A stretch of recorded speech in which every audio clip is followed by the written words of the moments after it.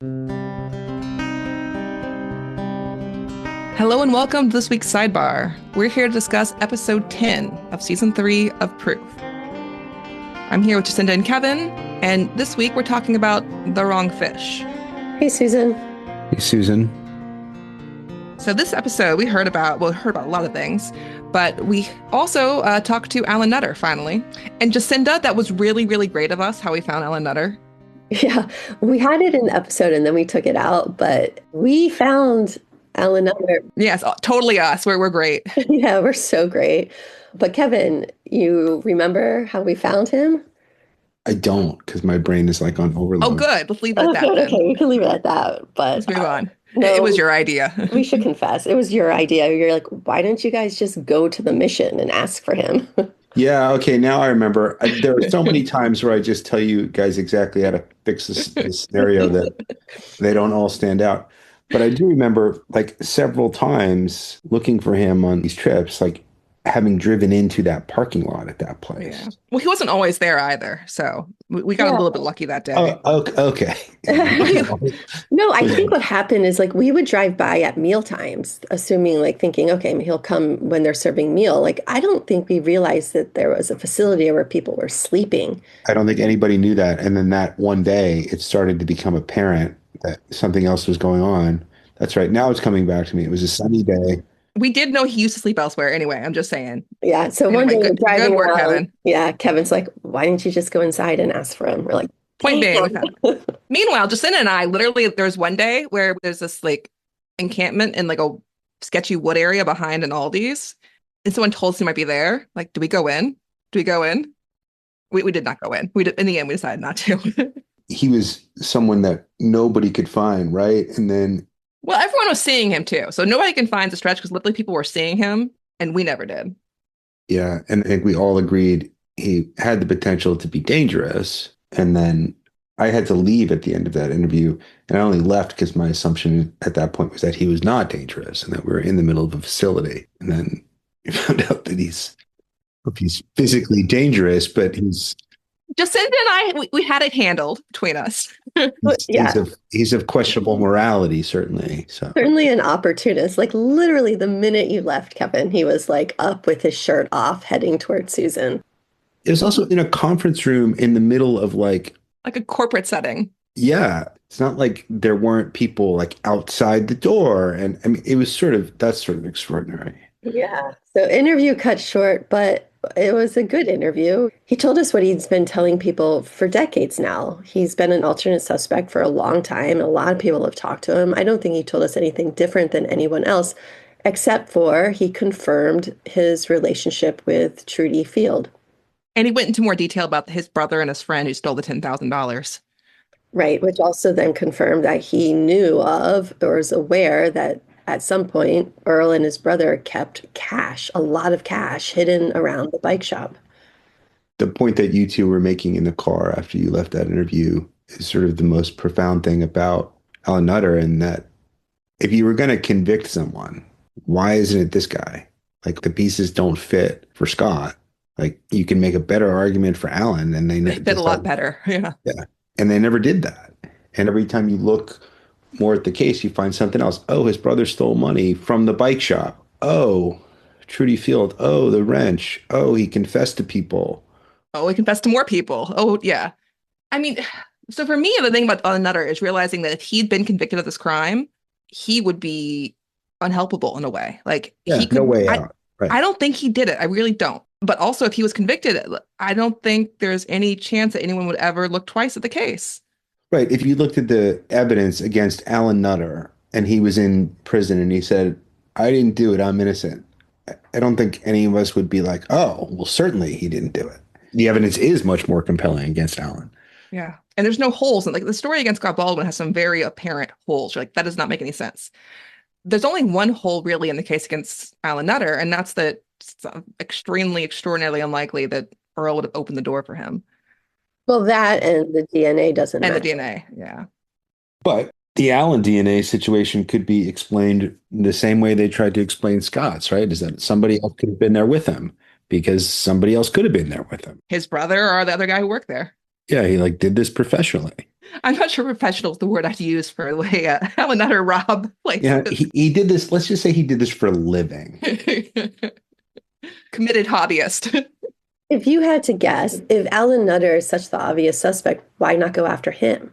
I think Rich Madison knew him. Rich Madison had dealt with him a lot as an officer over in Kalamazoo County, and that's where Alan lived. And he told us, like, I knew who Alan was. I knew what he looked like. I was familiar with him. He was like a big pain in the butt, but he didn't think he was like a murderer like this. Like he was not an upstanding citizen, but and I wouldn't say he liked the guy at all. Like that's not the impression I got, but he knew him. He was a known quantity.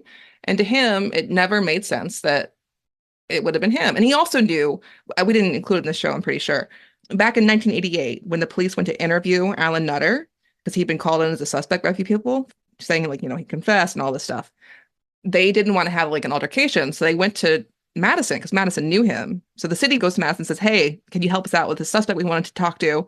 Madison says, sure. And he goes to Nutter's house and is like, Alan, don't make a deal of it. Just come out. These people want to talk to you and have a chat to you and bring you back. And Alan was always kind of a pain in the butt, but, he was more smoking dope and being drunk. I don't remember him ever being involved in a crime. But I was also working the day that the city came out and wanted to talk to Alan Nutter. And they asked for my help because I knew him to go up and, so they didn't have to raid the house and everything. Are we talking back in 1988 or? Yeah. Yeah. And so I went up, knocked on his door, and he came out on his porch. And I said, hey, Alan, I said, city detectives, they want to talk with you. What's this about? I said, why don't you talk to them? I'm just helping them out. So he did. He got with them and went with them, and they had him down there for a couple hours, I guess, and they brought him home. So I don't know if they polygraphed him then or later or anything about it, but I heard that they were off of him, as far as a suspect. So he knows that the city police did talk to Alan. He didn't get the full details at the time, I guess, but he known they'd cleared him basically because they didn't keep going after him. So I think the combination of things made him believe from when he took over in 2000 that Nutter's not the guy. Knowing what we know now, Rich Madison went to the interview so that Alan didn't lift his shirt up on it. I'm gonna guess that didn't happen. I don't know. I wouldn't bet everything on it, but probably not. The interesting thing that I don't understand when it comes to Alan, well, there are lots of things I don't understand, but it's so clear that, whoever killed Earl, didn't do it intentionally. It's not like there's this massive, clean shot that fractures his skull and kills him and his head's in pieces. He bled to death. Right. He bled to death. So that, you say in theory, Alan's not capable of the crime. Well, whoever committed the crime, and I don't think it's Alan, but whoever committed the crime isn't doing it with the intention of murdering Earl. It's not specifically a designed murder. It's just, it happens by, accident isn't the right word because who knows, but wasn't intentional. Yeah. Whoever did that was not consciously thinking, I want this guy to die. That's right. And there is evidence that suggests whoever did it when they left thought Earl was still alive. Yeah. We don't think he did it. But at the same time, Nutter's whole story should have absolutely been known to the defense, and it wasn't. And in this case, it does seem to have been mostly because the prosecutor withheld those silent observer tips. But Nutter, to the cold case team, to work him on Madison both, Nutter was not a secret. So when they interview Scott Baldwin, they bring him in for those 2 hours when they tell him, oh, Stacy's missing, come help us. So they bring him down there and they ask him, who else did Stacy date? And at one point, Scott's like, this guy named Alan? Yeah, I don't really know more about him. And then Workman jumps in and is like, Alan Nutter? Was she dating Alan Nutter? And he's like, I don't know who that is. So Workman was thinking about Alan Nutter. We talked to a guy named Wes who told us that he had told Madison, told the cold case team, this Alan Nutter guy confessed to it. And he told us that Madison told him that's just hearsay. And there's no report written about it. We did look into it, and it doesn't seem like the Alan that Stacy dated. Oh, yeah. To clarify, it's different Alan, but the different Alan. But the point is that during Scott's interrogation, we know Alan Nutter was on the cold case team's radar because they brought him up in that interrogation. Yeah, they're actively thinking about him. He's a concern for them. They clearly don't think it's him. They think it's more Scott, but not to the point like they're still interested in anything Alan related. They still know it's like weird little thing hovering over the case. And if she had been dating Alan Nutter, things That would be, Very different. but she was not. And the other point I think you're making, Susan, is that, yes, Scott's defense should have known this, right? Whether or not Alan had anything to do with it, and we don't think he did, it doesn't matter. Like, it's still a defense that Scott could have used. And I think that's kind of a hard concept to understand. Like, well, why does it matter if he didn't do it? Because we don't know he didn't. And also because like we already know the defense did want to make a defense based on that bloody wrench because they did. And it would have been 100 times stronger if the defense was based on Alan Nutter and the bloody wrench and not just poor Dwayne Field and the bloody wrench. Right. So I guess it doesn't have to be true to be a good defense, right?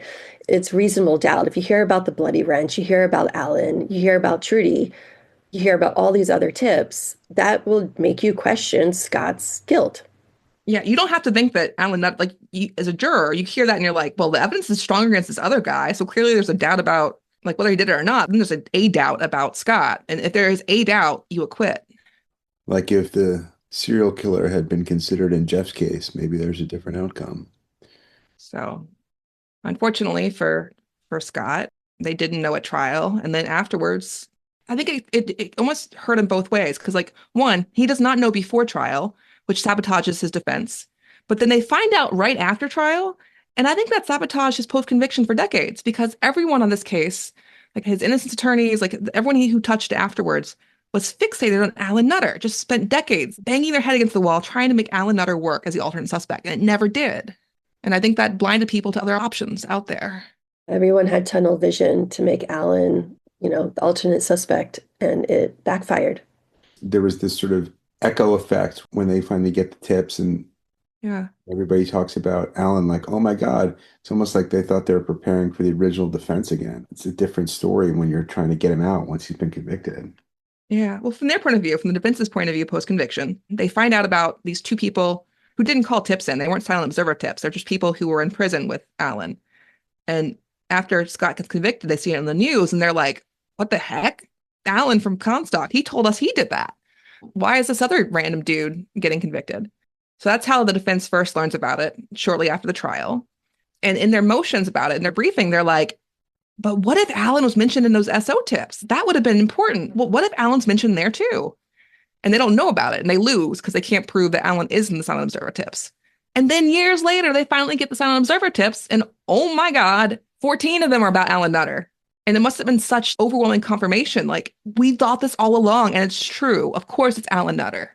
And the lengths that the prosecution goes to not let them have the tips, to not let them put on a full-throated defense Yeah. is, I mean, it's just unbelievable. But Susan, from what you've looked at in the other cold cases, the SO tips, were they not allowed in any of the cold case trials? So in Scott's case is different and they're actually litigated. Like the access to them is litigated before trial and after trial. The other cases just don't seem to mention them at all. Like it doesn't seem like attorneys tried to get them, which is unfortunate because I feel like that's a very important part of these cases. No telling where the silent observer tips are coming from, right? Yeah. And keep in mind, we also never got silent observer tips in Scott's case from after the original investigation. The ones that were finally coughed up were from 88 to like 90. But there were silent observer tips being called in for the cold case investigation in 2000, 2001. And no one's ever seen those. And they still can't be found. Like they're nowhere. We know for a fact there were tips called in and they're not anywhere in any files ever. They're somewhere. Wouldn't you love to talk to the judge who upheld that decision to not let the silent observer tips be admitted and just ask, like, do you still think that was the right call? Well, given that she was the judge that heard Scott's resentencing, so when Scott goes for resentencing, he already knows that this judge has ruled against him several times on key matters. And she's the judge that said, you don't get access to silent observer tips because you can't prove they're important, only for it to turn out they were super important.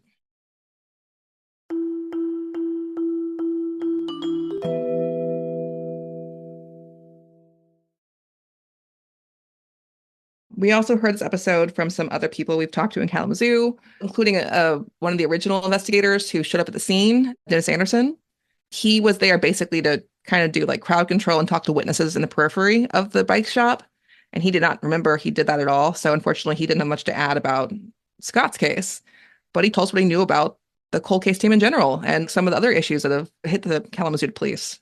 And he is unique in that he's one of the few officers that has talked openly and critically about some of the practices that were going on. He uses the phrase moral compass in the interview. And I thought that was very sort of profound. I think that he was moved by the, not in a good way, by the Titus show that we worked on. And I think he takes his job very seriously with a moral compass, and he expects everyone else to have the same. And what did he say? I would have fought you to the death 3 years ago if I'd heard any of this. Yeah, because no way that happened until it did happen and there's proof of it. And he's like, oh my God, the people I worked for, my police department, this happened here. Yeah. And he also talked about how other officers, he says, would never do that kind of thing, like are good, upstanding officers. He understands why they won't talk about some of the misconduct that happened. And he understands the point of view, even while himself not feeling like that's the right way to do it. Yeah, you don't talk, right? Like that's the culture. You don't talk about it. I think people are like that in general, oftentimes. Yeah, it's not just a police thing. It's like all organizations. You don't want to talk about what happens in the house because it makes everything in the house look bad. Right. And he also told us about how it's like the people who are out in the community, when the police come up, like police go drive by or come to their house, talk to them, they don't know, they hear these stories of misconduct and they don't know who it involves exactly. They don't know if the officer they're talking to is one of the ones involved. So it causes community distrust all over the place. There's no way to stop the community distrust because it's just a cycle. So if there's stuff going on and it comes out and nobody talks about it, the distrust is still there. Like, why aren't you willing to talk about it? And if people do talk about it, it creates the distrust because everyone's like, oh my God, how did all of this happen? And you would think that the same debate is going on right now in Kalamazoo with people we ask for comment and with the community probably being like, what is the deal here? And I think people will find over the next couple of episodes, there'll be even more things to wonder about. Yeah. What's interesting, though, is I feel confident in saying that the reluctance to talk about some of what went on by police officers, it is not about protecting Mike Workema, is my sense. It's not like a conspiracy of silence because it's Workema they're protecting. It's more about an institutional thing. Like, yeah, I think virtually most police organizations would be like that. We're not going to talk. And also, there has to be, if they're doing anything at all internally, there has to be some fact gathering as to what might have actually happened. Not everyone knows. I mean, we're talking about this as decades ago. We mentioned in our interview with Anderson, he reached out to Detective Jenkins, who was the original lead investigator in the case, and said, hey, these people are coming to town, want to talk about the case. Do you want to talk to them? And as Anderson told us, he did not. However, we did later show up on his doorstep just to make sure he didn't want to talk to us. And he did talk to us briefly. He didn't, it was a short conversation, but he didn't slam the door in our faces. And he told us, I think the most striking thing we walked away with, Jacinda, was he said, like, I know my evidence was, I don't know what the cold case team had. They didn't talk to me. It was the same thing we've heard before with Jeff Titus. It's like the cold case team takes over, they make an arrest, and he kind of, like, I assume they found the evidence. That's all, It was just shocking because these investigators lived the case. And like, there's always going to be stuff everything should be in a police record. Everything should be in a report somewhere. In reality, there's always stuff not in a report somewhere. And what's not in the report is just like what your instinct and intuition tells you. Those insights are important for whoever's taking over the case. I mean, it's... Yeah, like if I was a cold case investigator, my first line of business is go talk to original investigators and hear from them. And instead, the cold case team, they basically cut out the original investigators. They did not want to hear from them. They did not want them involved, which is mind-boggling to me.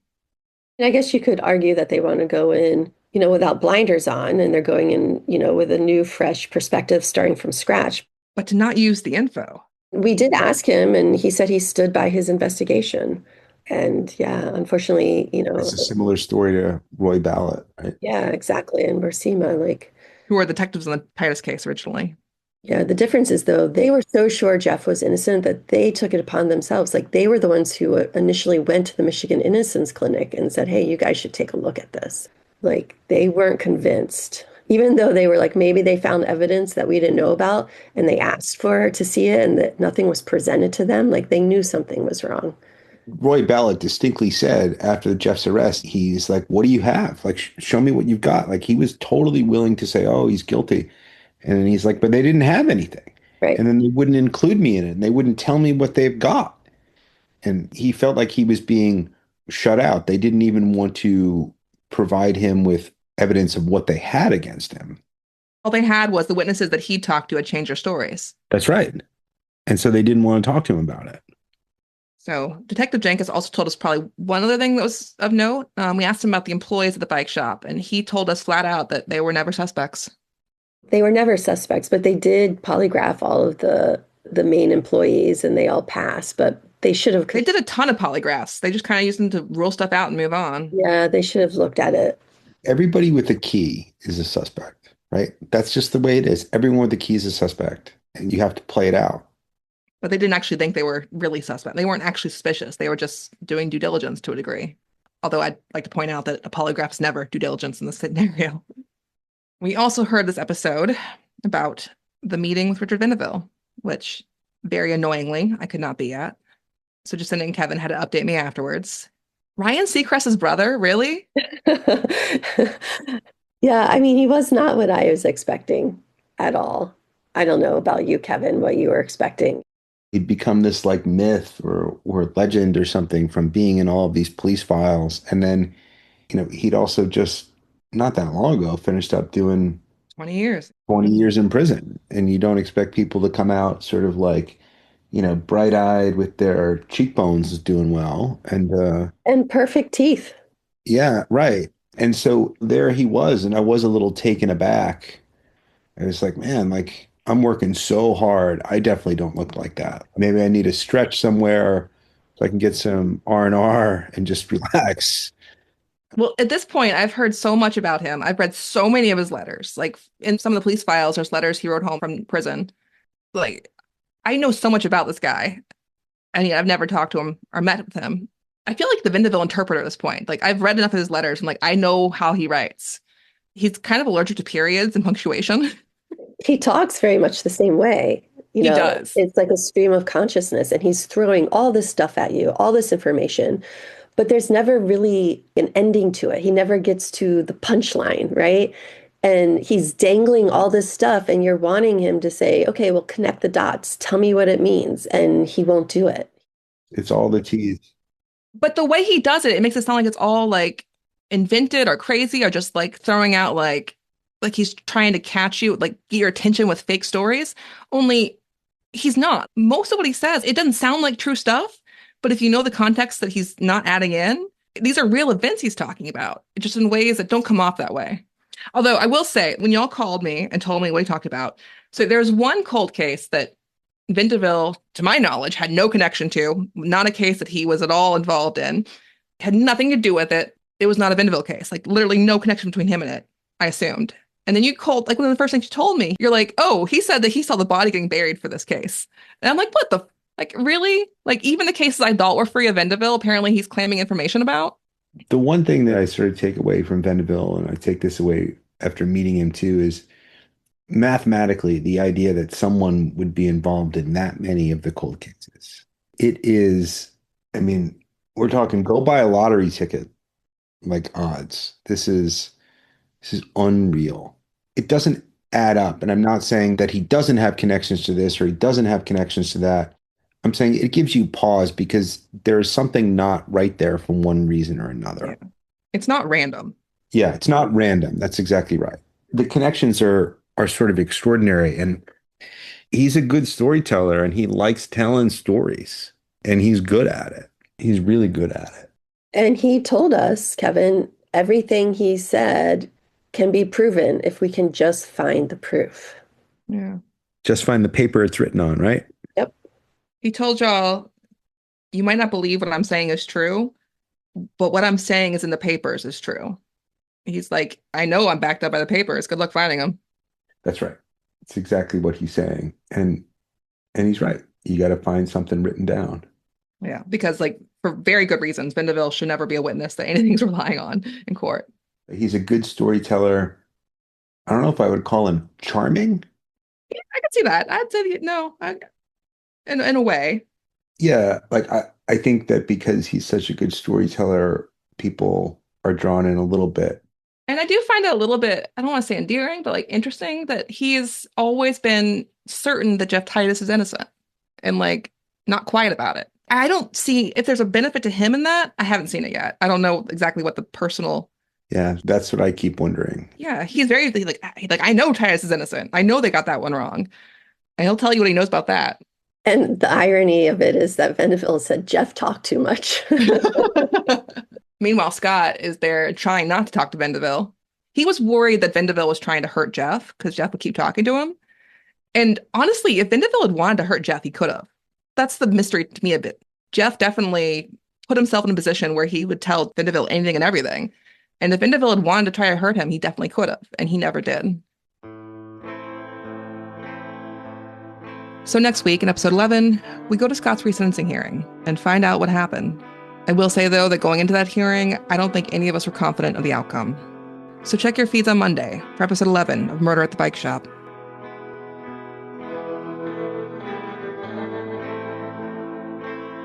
You've been listening to Proof, Sidebar, a podcast by Red Marble Media in association with Glassbox Media. Send us your questions and comments at proofcrimepod@gmail.com. Follow us everywhere with the handle @proofcrimepod and on our website, proofcrimepod.com. Thanks so much for listening.